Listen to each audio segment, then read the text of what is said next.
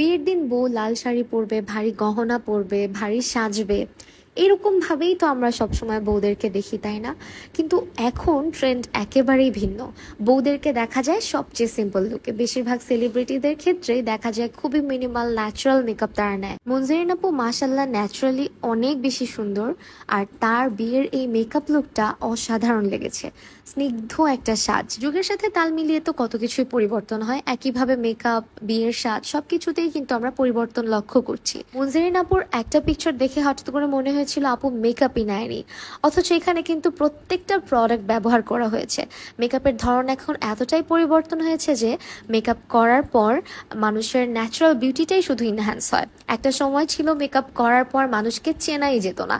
একজন makeup artist হিসেবে আমাকে তো অনেক ধরনের লুকই ট্রাই করতে হয়, কিন্তু তারপরও যদি জিজ্ঞেস করো যে কি টাইপের লুক আমার পছন্দের, তাহলে আমি বলবো no makeup, makeup look is always best. Monjerin আপুর এই বিয়ের সাজের মধ্যে একটা জিনিস কিন্তু খুবই অ্যাপ্রিসিয়েট করার মতো ছিল, সেটা হচ্ছে আপুর আইব্রো গুলো।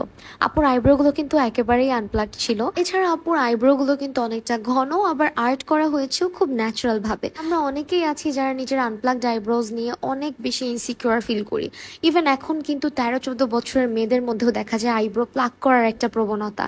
কিন্তু আইব্রো প্লাক না করলে যে একটা মেয়েকে কতটা সুন্দর লাগে সেটা মনজেরিন আপুকে দেখলেই বোঝা যায়। যদিও আইব্রো প্লাক করা না করা পুরোটাই একটা মানুষের ব্যক্তিগত ব্যাপার, তারপর আমার মনে হয় কিছু ন্যাচারাল জিনিস ন্যাচারালি সুন্দর। এই নো মেকআপ মেকআপ লুকগুলো দেখলে মনে হয় না জানি কত সহজ, কিন্তু ট্রাস্ট মি, আমি নিজেও এই লুকগুলো করতে গিয়ে অনেক প্যারা খাই।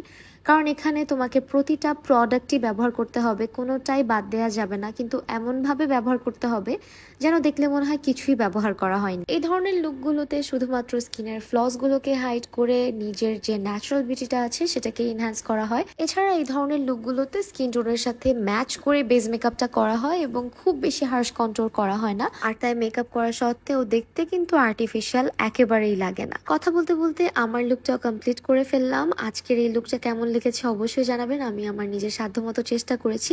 মনজেরিন আপুর মতো দেখতে লাগছে না এটা কেউ বলবেন না, কারণ আপু আপুর মতো সুন্দর এবং আমি আমার মতো।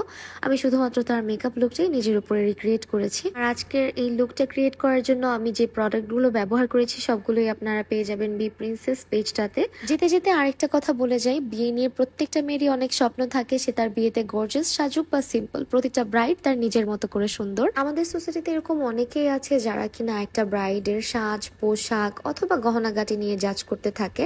আমাদের কারোরই এই কাজটা করা উচিত না, কারণ প্রতিটা মানুষের পছন্দ অপছন্দ, রুচিবোধ আলাদা। তাই অন্যের স্পেশাল দিনে আপনার পছন্দ অপছন্দ আরেকজনের উপর না চাপিয়ে দিয়ে তাকে সুন্দর বলতে শিখুন।